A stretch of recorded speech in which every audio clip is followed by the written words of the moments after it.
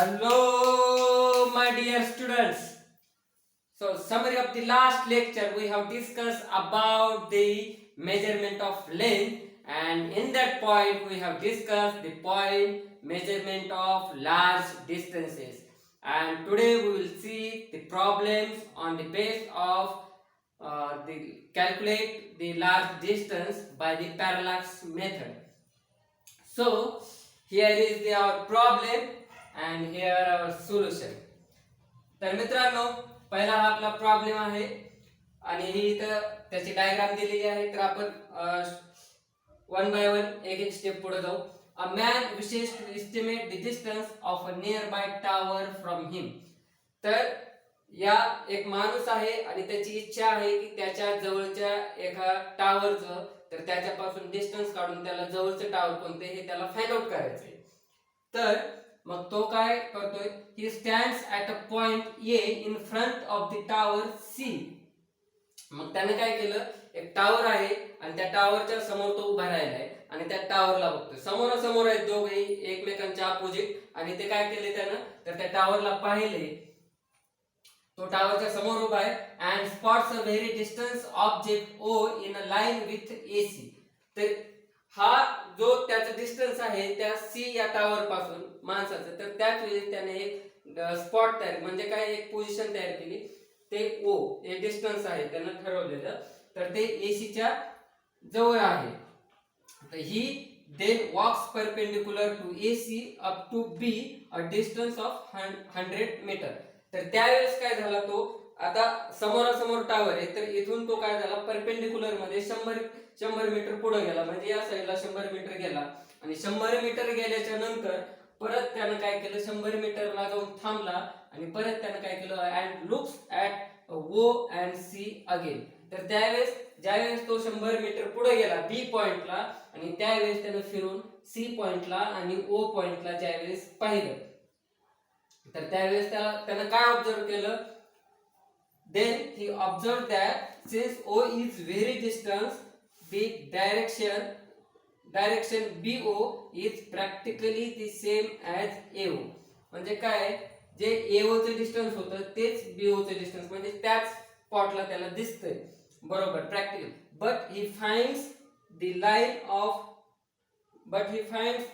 Of sight of C shifted from the original line of sight by an angle theta is equals to 40 degree.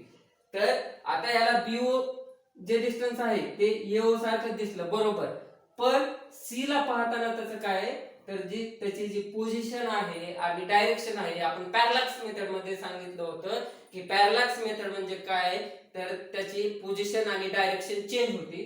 तर याच्यामध्ये ज्यावेळेस ए वरून पाहिलं त्यावेळेस straight होता आणि ज्यावेळेस आता बी वरून पाहतोय तर हे काय, त्याची जी पोझिशन आहे ती चेंज झाली. तर त्याचा जो अँगल तयार होतो त्या पोझिशनचा तर तो कितीचा होतोय, थीटा. आणि theta is equals to 40 degree. म्हणजे 40 डिग्रीच्या अँगलनं त्याला ते जे डिस्टन्स आहे टावरचं तर ते दिसते. तर आता आपल्याला याच्यामध्ये काय काढायचं, estimate the distance of the tower C from his original position A. तर त्याला काय करायचंय, हा 100 मीटर इथून इथे गेलाय पण त्याला ए आणि सी त्याला काय करायचंय, टावर मधला आणि त्याच्यामधले डिस्टन्स काढायचे. तर आता हा झाला आपला प्रॉब्लेम. तर आपल्याला गिव्हन डेटा मध्ये काय आहे, दोनच गोष्टी आलेल्या आहेत. काय, तर parallax angle theta is equals to 40 degree आणि परपेंडिक्युलर डिस्टन्स जो त्या टावर पासून गेलेला आहे ते 100 मीटर आणि त्याला काय काढायचे, त्याचं ए आणि सी मध्ये म्हणजे टावर जे आहे पहिली पोझिशन आहे ए तर ही काढायची. तर आता जर हे डिस्टन्स काढायचे आपल्याला पर्टिक्युलर, तर आपण काय करणार आहे, आपल्याकडे काय A B is equals to 100 metre हे डिस्टन्स आहे आणि parallax angle theta is equals to 40 degree. तर सर्वात पहिल्यांदा आपल्याला काय करायचे, या 40 डिग्रीला आपण कशामध्ये कन्वर्ट करणार आहे, एसआय युनिट मध्ये. आणि अँगलचं एसआय युनिट काय, रेडियन. तर आपण 40 degree converts into the radian, then 40 into pi by 180. मी तुम्हाला पहिल्यांदा सांगितलं होतं की रेडियन मध्ये कन्वर्ट करण्यासाठी काय करायचं, pi by 180 ने मल्टिप्लाय करायचं. तर ज्यावेळेस 40 into pi by 180, पाय ची किंमत काय आहे 3.142. तर 40 into pi by 180 ज्यावेळेस आपण याचं कॅल्क्युलेशन केलं तर त्यावेळेस 0.6981 रेडियन हे काय 40 ची किंमत आहे. 0.6981. तर आता टॅन थिटा, मग टॅन थिटाचा फॉर्म्युला काय आहे? टॅन थिटा म्हणजे आपण मराठीमध्ये मॅथमॅटिक्स मध्ये पाहिलं होतं की टॅन थिटा म्हणजे काय, तर कोणासमोरील बाजू छेद कोणालगतची बाजू. पण हे कसं आलं तर हे आपण पाहूया. Tan theta is equals to AB by AC. AB म्हणजे काय, कोणासमोरील बाजू छेद कोणालगतची बाजू AC, आणि अँगल आहे आपल्याकडे 40 डिग्री. तर tan theta is equals to sine theta by cos theta. Sine theta काय, कोणासमोरील बाजू छेद कर्ण म्हणजे काय, अपोजिट साइड बाय हायपोटेनस. आणि कॉस थिटा काय, ऍडजसंट साइड म्हणजे कोणालगतची बाजू छेद कर्ण. तर याला आपण कसं लिहू शकतो, opposite side by hypotenuse into hypotenuse by adjacent side. Hypotenuse get cancel म्हणजे काय, कर्ण कर्ण कटला तर काय राहतो, opposite side by adjacent side म्हणजे काय, कोणासमोरील बाजू छेद कोणालगतची बाजू. तर कोणासमोरील बाजू काय, पॅरलॅक्स अँगलच्या AB, आणि कोणालगतची बाजू AC. तर काय, tan theta is equals to AB by AC. Therefore मग AC बरोबर काय येईल, AC हा इथून इथं शिफ्ट होईल आणि टॅन थिटा इथं शिफ्ट होईल. तर काय, AC बरोबर AB बाय टॅन थिटा. मग आपल्याला काय काढायचे, AC काढायचं होतं. AC बरोबर AB बाय टॅन थिटा. तर ही AB ची काय आपल्याला दिलेली त्यांनी लेंथ आहे 100 मीटर आणि टॅन 40. पण आपण टॅन 40 ला कशामध्ये कन्वर्ट केले, रॅडियन मध्ये. तर ही रॅडियनची किंमत टॅन 0.6981. ज्यावेळेस आपण टॅन 0.6981 कॅल्क्युलेट करू त्यावेळेस आपल्याला व्हॅल्यू भेटते 0.8391. 100 metre divide by 0.8391 is equals to 119 metre. तर हे आपल्याला आलेलेच डिस्टन्स आहे. म्हणजे माणसापासून त्याच्या जवळचं जे टावर आहे त्याचं डिस्टन्स आहे 119 मीटर. तर आपण लगेच सेकंड प्रॉब्लेम पाहू. Now here is the second problem, and second problem is related to the also with parallax angle or parallax distance. Then the problem is the moon is observed from the two diametrically opposites A and B on earth. The angle theta is subtended at the moon by the two directions of observations is 1 degree 54 minutes, given the diameter of the earth to be about 1.276 into 10 to the power 7 meter, and we have to compute the distance of the moon from the earth. म्हणजे काय मित्रांनो, याच्यामध्ये तर आपल्याला पृथ्वीवरच्या दोन different position वरून moon पर्यंत आपल्याला काय करायचंय, डिस्टन्स कॅल्क्युलेट करायचे. तर आता आपल्या पुस्तकामध्ये डायग्राम दिलेली नाही, पण मी ही डायग्राम ड्रॉ केलेली आहे. समजा इथं हा आपला चंद्र आहे आणि आपण त्या चंद्राला पृथ्वीवरच्या पॉइंट ए आणि पॉइंट बी वरून त्याला ऑब्झर्व केले. तर या दोन पर्टिक्युलर पॉइंटचं डिस्टन्स म्हणजे पोझिशन जी आहे आपली पृथ्वीवरची ए आणि बी, तर या दोन पोझिशन मधलं जे अंतर आहे ते आपल्याला इथे दिलेले आहे. ते किती आहे, 1.276 into 10 to the power 7 metre. आणि हे दोन पर्टिक्युलर पोझिशन वरून आपण मूनला जे ऑब्झर्व केले चंद्राला, तर ह्या ऑब्झर्व करण्यामधलं जे डिस्टन्स आहे, अँगल आहे पॅरलॅक्स अँगल, तो आहे थीटा आणि हे पॅरलॅक्स डिस्टन्स. तर आता यामध्ये आपल्याला काय दिलेलं आहे, जो अँगल आहे 1 डिग्री 54 मिनिट्स मध्ये दिलेला आहे. पण आपण अँगलला कशामध्ये कन्वर्ट करायचे, SI युनिट्स मध्ये. आणि SI युनिट्स काय आपलं रॅडियन. तर पहिल्यांदा 1 डिग्री इंटू 1 डिग्री 54 मिनिट्स ला काय करायचं आपल्याला, मिनिट्स मध्ये कन्वर्जन करून. मिनिट हे जे डिग्री आहे, डिग्रीला पर्टिक्युलर मिनिट्स मध्ये कन्वर्जन करायचे. तर we know 1 degree is equals to 60 minutes. तर 1 डिग्री बद्दल 60 minutes plus 54 minutes as it is, याचं कन्वर्जन झालं 114 मिनिट्स. 1 डिग्री 54 मिनिट्स आपल्याला मिनिट्स मध्ये काय कन्वर्जन झालं, 114 मिनिट्स. आता हे मिनिट्स मध्ये, पण आपलं SI युनिट्स मिनिट्स आहे का नाही, तर आपण याला आणखी काय करणार, सेकंदामध्ये कन्वर्जन करणार आहे.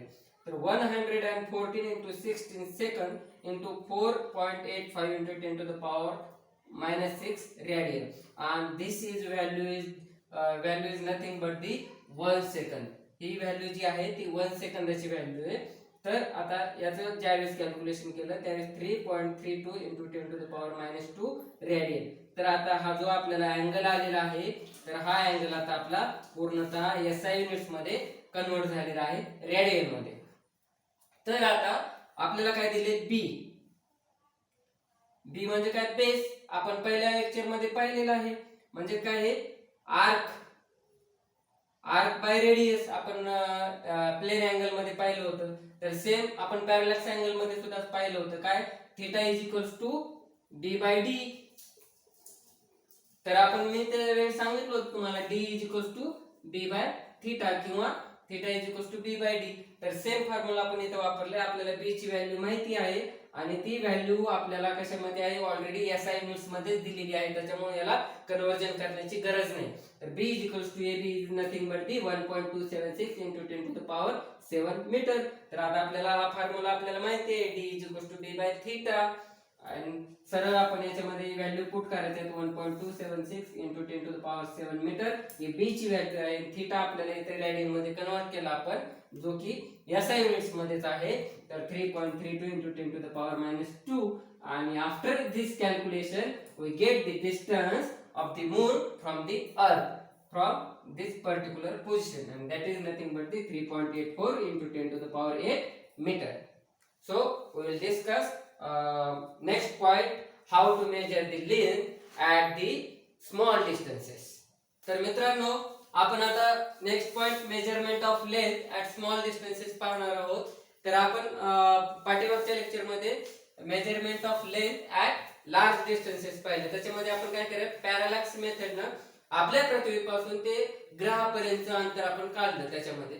तर आता ऍट दी स्मॉल डिस्टन्सेस म्हणजे एकदम छोट्या छोट्या डिस्टन्स आपण कसं काढायचं, म्हणजे ऍट दी मॉलिक्युल लेवल, म्हणजे मॉलिक्युल्स आहेत त्याच्यामधले ऍटम आहेत. तर याच्यामधलं जे डिस्टन्स आहे हे कसं काढायचं, तर याच्या काय मेथड आहे, तर हे कसं काढणार आहे. तर आता आपण छोट्या छोट्या गोष्टीपासून पुढे जाऊ.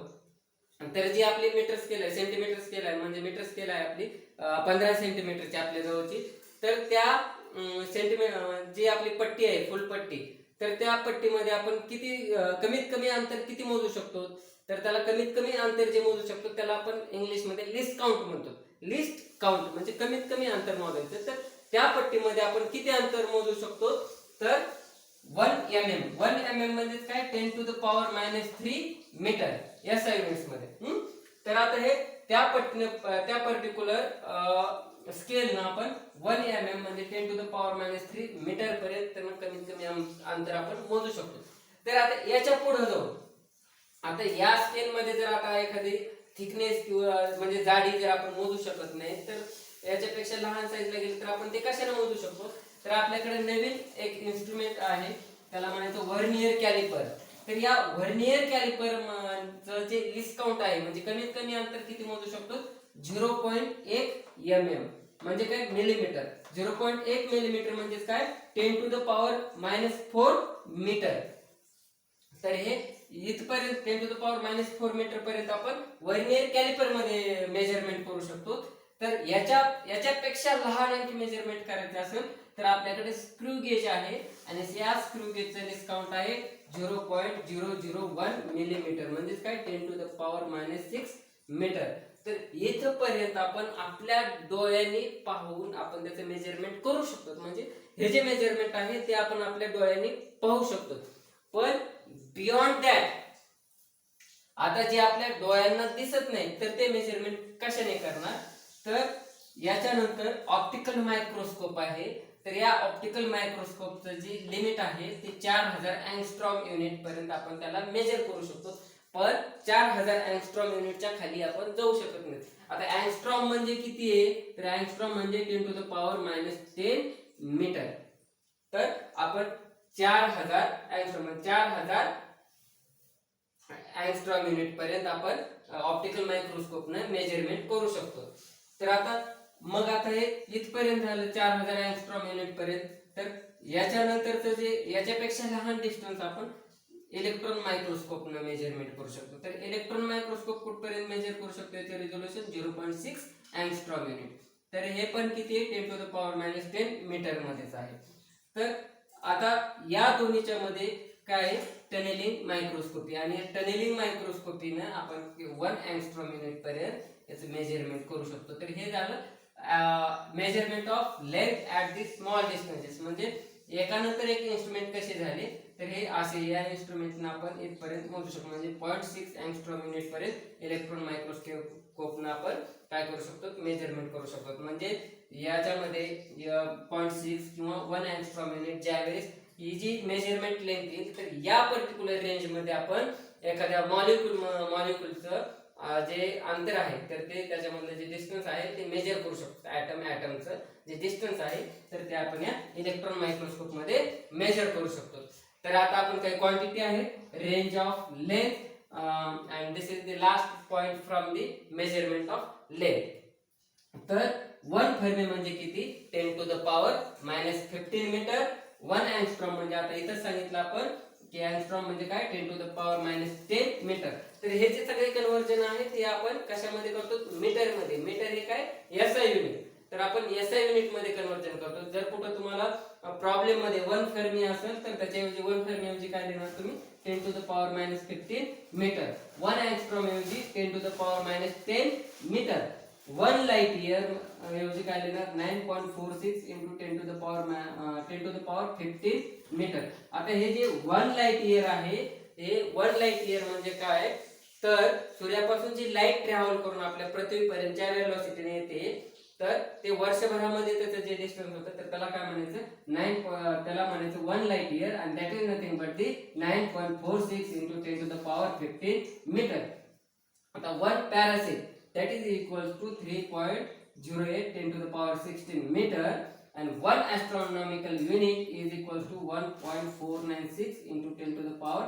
11 meter आणि हे जे 1 astronomical unit आहे हे आपले सूर्य आणि पृथ्वी याच्यामधलं जे ॲव्हरेज डिस्टन्स आहे त्याच डिस्टन्सला काय म्हणायचं 1 astronomical unit and that is nothing but in the SI units 1.496 into 10 to the power 11 meter तर हे कधी करणार आहे तुम्ही ज्यावेळेस या लेफ्ट हँड साइडच्या ज्यावेळेस व्हॅल्यू तुम्हाला तुमच्या प्रॉब्लेम मध्ये आल्या तर त्याला कन्वर्ट करायचे एसआय युनिट्स मध्ये मीटर मध्ये तर त्यावेळेस तुम्हाला ही रेंज ऑफ लेंथ याच्या 3-4 व्हॅल्यू दिलेले आहेत तर त्यावेळेस त्या तुम्हाला यूज करायचे आणि अशा पद्धतीने आपलं मेजरमेंट ऑफ लेंथ आपण संपलेला आहे thank you for watching this video